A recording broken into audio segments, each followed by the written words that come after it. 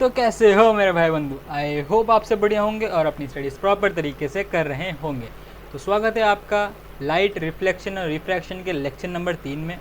ठीक है, जैसे कि हम लोग ने पिछले लेक्चर के अंदर देखा था और विजुलाइज किया था कि कैसे रिफ्लेक्शन होता है बाय द कॉन्केव और कॉन्वेक्स मिरर से। आज हम उसी के चर्चे को आगे बढ़ाते हुए आज हम प्रॉपर समझेंगे, ठीक है, इमेज बनती कैसे है। अब मैं सारे केसेस तो ड्रॉ करके आपको नहीं समझाऊंगा, बट हाँ एक ऐसा तरीका बता दूंगा जिससे आपको बहुत इजी हो जाएगा इमेज फॉर्म कर पाना। ठीक है, आपको सारे केसेस तो मैं एक्सप्लेन कर ही चुका हूँ पिछले लेक्चर के अंदर, बट आज मैं जो आपको बताऊंगा, ठीक है, उसके अंदर आप ये जान जाओगे कि हाँ यहाँ पर ऑब्जेक्ट रखने पर इस एरिया पे इमेज बनेगा। तो मैं आपको एक शॉर्टकट मेथड बता सकता हूँ। ठीक है, आप जो नाम देना चाहो उस मेथड को दे दो भाई, शॉर्टकट दे दो, ट्रिक दे दो, ठीक है, बट हाँ ये है कि आपको विजुलाइज करने में बहुत इजी हो जाएगा। चलो तो मैं आपको उस तरीके के तरफ लेके चलता हूँ। तो यहाँ मैं ड्रॉ करूँगा एक कॉनकेव और एक कॉन्वेक्स मिरर। ठीक है, ये मैंने ड्रॉ कर दिया कॉनकेव और कॉन्वेक्स मिरर। ठीक है, आ जाओ एक लाइन खींच देते हैं भाई, एक लाइन खींच देते हैं। वो कौन सी लाइन है आपको पता है, डेट इज़ प्रिंसिपल एक्सिस। तो दोनों में मैं प्रिंसिपल एक्सिस को यहाँ पर क्या कर रहा हूँ, ड्रॉ कर दे रहा हूँ। ठीक है, ड्रॉ कर दे रहा हूँ। इसका डुप्लीकेट होगा क्या, नहीं होगा। ठीक है, यहाँ पर भी मैं एक लाइन ड्रॉ कर दे रहा हूँ। तो दोनों में मैंने क्या कर दिया, प्रिंसिपल एक्सिस को मैंने ड्रॉ कर दिया है। अब मैं सिंपल से काम करूँगा कि यहाँ पर मैं डिवाइड कर रहा हूँ एरिया वाइज। एरिया वाइज मैंने डिवाइड कर दिया। ये हमारा आ जाएगा फर्स्ट रीजन, ये आ जाएगा सेकंड रीजन, ये आ जाएगा थर्ड रीजन और ये आ जाएगा हमारा fourth reason. Same here, but हम लोग यहाँ पे चालू करेंगे इधर से। ठीक है, इसको मैं थोड़ा सा एक्सटेंड कर देता हूँ। ठीक है, इसको मैं थोड़ा सा एक्सटेंड कर देता हूँ। ठीक है, तो यहाँ से रीज़न हमारा चालू होगा। ये हमारा फर्स्ट रीज़न हो जाएगा, ये सेकेंड, ठीक है, और ये थर्ड, और ये मेरा फोर्थ रीज़न। ये पूरा का पूरा फोर्थ रीज़न हो जाएगा। ठीक है, ये कॉन्वेक्स मिरर है, लिख देता हूँ मैं, ये कॉन्वेक्स मिरर है। आप कोई भी केस को इसमें अपना कर देख सकते हो। ठीक है, ये तरीका आपको हर जगह वैलिड मिलेगा। ठीक है, कोई भी केस, अब मैं जिस तरीके एक्सप्लेन कर रहा हूँ पहले आप उसको समझिएगा, फिर जाके आप कोई भी केस को इसमें अप्लाई कर सकते हो। ठीक है, आपका जल्दी से जल्दी आप इमेज को फॉर्म कर पाओगे। ठीक है, चलते पहले केस की तरफ। ठीक है, पहला केस क्या है आपका, इन्फिनिटी से रेज आ रही है। ठीक है, इन्फिनिटी से रेज आने का मतलब है आपका फर्स्ट रीजन से आ रही है आपकी रेज। अब फर्स्ट रीजन से रेज कैसे आ रही है, पैरेलल रेज आ रही है। ठीक है, पैरेलल रेज आ रही है तो आपका कहीं ना कहीं क्या बनेगा, इमेज आपका कहाँ बनेगा, फोकस में बनेगा। फोकस मान लेता हूँ मैं यहाँ पर है। ठीक है, फोकस बनेगा, फोकस में। वो वाला केस छोड़ देते हैं, वो वाला केस छोड़ दो क्योंकि वो सबको पता है। अब बात करते हैं सेकंड केस की, जहाँ पर हम लोग कहाँ रखते हैं इमेज, ऑब्जेक्ट को सेंटर ऑफ कर्वेचर से पीछे रखते हैं। मान लो ऑब्जेक्ट हमारी कहीं यहाँ रखी है, ये ऑब्जेक्ट रखी है। ठीक है, तो ऑब्जेक्ट मैंने रखा कहाँ पे, रीजन 1 में। ये हमारा रीजन 1 हो जाएगा। ठीक है, ये हमारा रीजन 1 हो जाएगा। अब जो इमेज बनेगी ना, आपको कहीं घबराना नहीं कि इमेज मैं कहाँ बनाऊँ। ठीक है, या तो आप एक बहुत सिंपल तरीका है, रेस को एकदम बढ़िया से डायग्राम ड्रॉ करके रेस को बढ़िया से एक पॉइंट से पहले रिफ्लेक्ट कराओ यहाँ से मिरर किसी सरफेस से, या तो एक आप केस कर सकते हो डायरेक्ट आपका पोल से रिफ्लेक्ट कराकर इस पॉइंट में मीट करा देना। तो आपका बिटवीन सेंटर ऑफ कर्वेचर और फोकस आपका मिल जाएगा इमेज। ठीक है, नहीं तो आप डायरेक्ट याद रख सकते हो। ठीक है, डायरेक्ट याद रख सकते हो कि भैया रीजन 1 में मैंने अगर ऑब्जेक्ट रखा है तो between centre of curvature focus बनेगा, बट ध्यान रखना सेकंड रीजन में बनेगा। सेकंड रीजन कौन सा आपका, between the centre of curvature and focus. इसके बाहर इमेज जा ही नहीं सकती, इसके बाहर इमेज आपकी जाएगी ही नहीं अगर आपने सेंटर ऑफ कर्वेचर या फिर रीजन 1 में ऑब्जेक्ट रख दिया है। ठीक है। अब वही बात है, कल प्रीवियस लेक्चर के अंदर हम लोगों ने रिवाइज किया था, रिकॉल किया था, विजुलाइज किया था कि जैसे जैसे हम ऑब्जेक्ट को आगे मूव कर रहे थे, जैसे जैसे हम ऑब्जेक्ट को आगे मूव कर रहे थे, इमेज हमारी पीछे की तरफ जा रही थी। वैसे ही खेल खेलना है। अगर मैंने ऑब्जेक्ट को उठा के सेकंड रीजन पर रख दिया तो इमेज भी शिफ्ट हो जाएगी फर्स्ट रीजन में। इमेज हमारी फर्स्ट रीजन पे शिफ्ट हो गई, ठीक है। ऑब्जेक्ट को रखा था फर्स्ट रीजन में, इमेज आ रही थी सेकंड रीजन में। ऑब्जेक्ट को रखा सेकंड रीजन में तो इमेज आएगी फर्स्ट रीजन में। तो ये दोनों आपस में खेल रहे हैं। वैसे ही भाई अब क्या करेंगे हम, अब चलेंगे थर्ड रीजन में। थर्ड रीजन का केस बड़ा तिरंगी है, क्योंकि हम लोगों ने फोकस को पार कर लिया। फोकस को पार कर लिया तो रेज कभी आपस में मीट नहीं करेगी।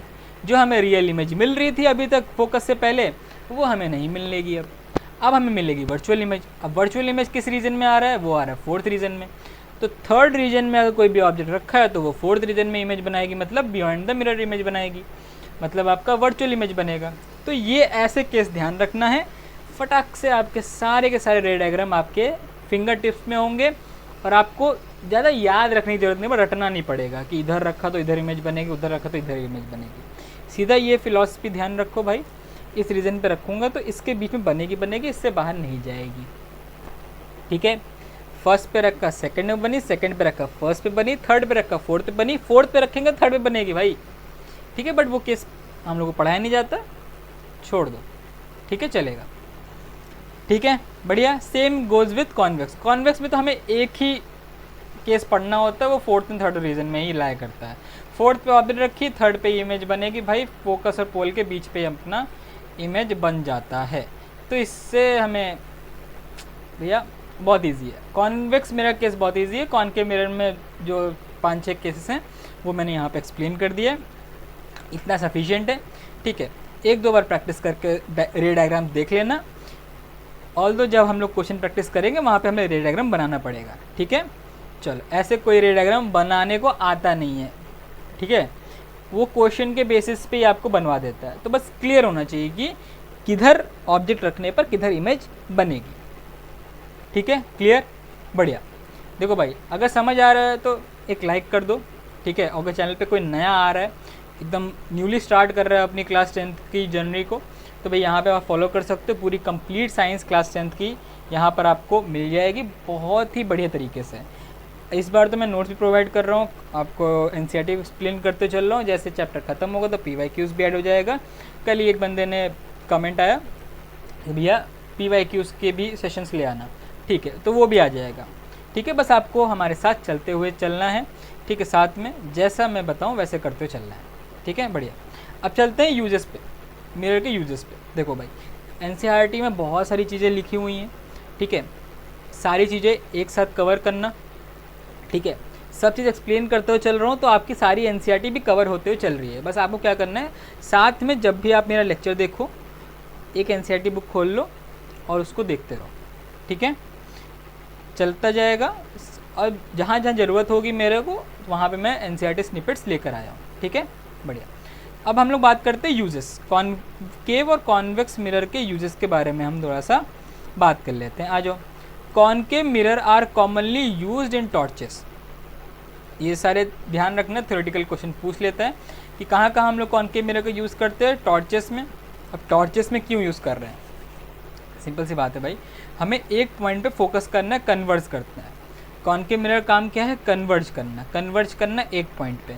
तो जब हम लोग टॉर्च लगाते तो फैलती नहीं है वो लाइट फैलती नहीं, तो वो क्या करती, एक सीधे फोकस पे ले जाती है हमें, एक पॉइंट को दिखाने के लिए। हम टॉर्च मारते किसी एक पॉइंट पे देखने के लिए ना, पूरे घर को उजाला नहीं करता टॉर्च, ठीक है। चलो, सर्च लाइट पे हो गया, व्हीकल के हेडलाइट पे भी हम लोग क्या करते हैं, कॉनकेव मिरर का यूज़ करते हैं। तो अब देखो, अब एरिया बढ़ जाता है ना, बात ये, अब हेडलाइट की हम बात करें तो वो ज़्यादा एरिया में हमें दिखाता है, ठीक है, बट ये नहीं कि ज़्यादा फैलाता नहीं, डाइवर्ज नहीं करता है, वो भी कन्वर्ज कर रहा है, बट उसका एरिया बड़ा है, ठीक है, हेडलाइट का एरिया बड़ा है, इसलिए हमें ज़्यादा लाइट उससे पास करने का मौका मिल जाता है और हमें चीज़ें बहुत क्लियरली दिखना चालू हो जाती है, ठीक है।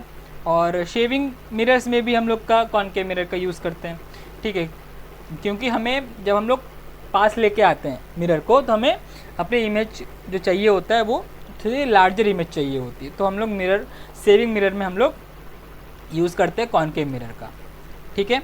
और वो केस कौन सा होता है, थर्ड रीजन पे रखा है, मतलब फोकस और पोल के बीच में हम लोग का चेहरा आ जाता है, जिसके कारण एक लार्जर इमेज हमें बियॉन्ड द मिरर मिल जाती है in case of saving mirror, ठीक है। आ जाओ, अब हम लोग डॉक्टर्स लोग, डेंटिस्ट लोग भी यहाँ पे कॉनकेव मिरर का यूज़ करते हैं ताकि उनको टीथ की, जो पेशेंट के टीथ की है उसकी लार्जर इमेज मिल पाए। तो इस तरीके से आप समझ सकते हो, ठीक है। Large concave mirror are use to concentrate sunlight to produce heat in the solar furnace, ठीक है। सोलर फर्नेस भी आजकल यूज़ किए जाते हैं, तो वहाँ पर भी सनलाइट के रेस को कन्वर्ज करने के लिए, एक पॉइंट पे फोकस करने के लिए, कंसंट्रेट करने के लिए हम लोग लार्ज कॉनकेव मिरर का यूज़ करते हैं, ठीक है। अब ये बात होगी हमारे कॉनकेव मिरर के यूज़ की। अब बात करते हैं कॉन्वेक्स मिरर के यूज़ की। इस पे 1-2 मार्क्स के क्वेश्चन आपको मिल जाएंगे, ठीक है। थोड़ी सी बातें आपको पता होनी चाहिए, वैसे ऑल्दो पता होती है, ठीक है।